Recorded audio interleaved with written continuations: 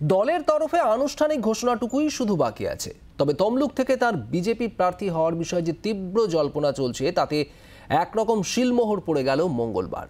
শুভেন্দুকে সঙ্গে নিয়ে তমলুক লোকসভা চষে বেড়ালেন অভিজিৎ গঙ্গোপাধ্যায়।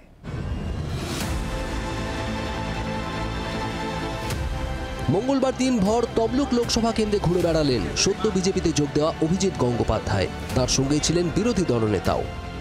বেলা 11টা নাগাদ তমলুকের হসপিটাল মোড়ে বিজেপির দপ্তরে কর্মীদের সঙ্গে বৈঠক। তারপর বর্গভীমা মন্দিরে গিয়ে পুজো দেন অভিজিৎ গঙ্গোপাধ্যায়।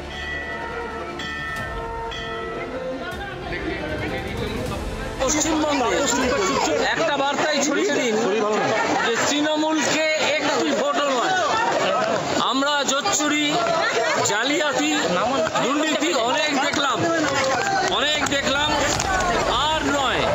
সেখান থেকে বেরিয়ে নন্দীগ্রামে পৌঁছান তিনি। রেয়াপাড়া শিব মন্দিরে পুজো দিয়ে যান গোকুলনগরে। সেখানে দলীয় কর্মীদের সঙ্গে আরেক দফা বৈঠক।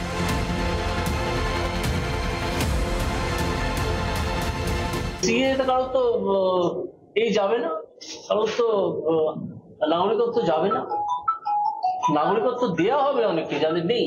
তুমি অসত্য ভাষণে অত্যন্ত পটু, বহু অসত্য ভাষণ সারা বছর ধরে করে যান। এই অসত্য ভাষণের তুমুল প্রতিবাদ তো হবেই, এবং সত্য কথাটা ধরে যখন দেয়া হবে উনি আর আশা করার যদি কোনো লজ্জা থাকে তাহলে উনি আর প্রকাশ্যে মুখ দেখাবেন। এরপর সোনাচূড়ায় শহীদ মিনারে শহীদদের উদ্দেশ্যে পুষ্পার্ঘ্য অর্পণ করেন। সেখান থেকে সোজা চলে যান কাঁথি। সেখানে শান্তিকুঞ্জে গিয়ে সাক্ষাৎ করেন শিশির অধিকারীর সঙ্গে। তমলুকে অভিজিৎ গঙ্গোপাধ্যায়কে ঘিরে যখন বিজেপি কর্মী সমর্থকদের ভিড়, তখনই নজরে আসে অভিজিৎ গঙ্গোপাধ্যায়কে লোভী বলে উল্লেখ করে তৃণমূলের পোস্টার। তমলুকে বিজেপি পার্টি অফিসের সামনেই পোস্টার দেওয়া হয় স্থানীয় তৃণমূল নেতৃত্বের তরফে। পূর্ব মেদিনীপুর থেকে কিরণ মান্না ও বিক্রম দাসের রিপোর্ট, জি 24 ঘন্টা।